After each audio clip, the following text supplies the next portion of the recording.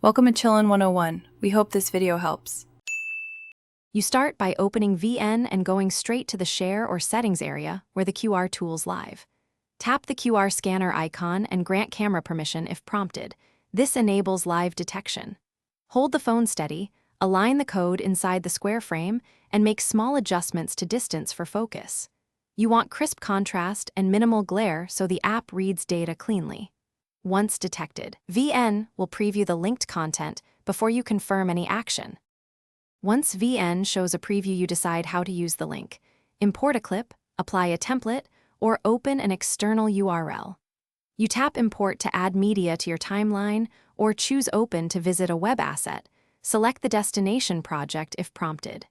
If the QR encodes a template or effect, VN may ask to download into templates. Make sure file formats match VN's requirements so the item loads properly and you keep project settings intact.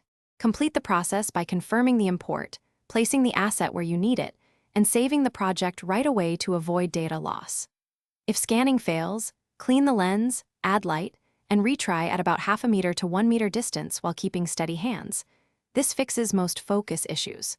For invalid or broken links, copy the raw QR data from VN and paste it into a browser or notes app to inspect details and recover usable information. Thanks for watching.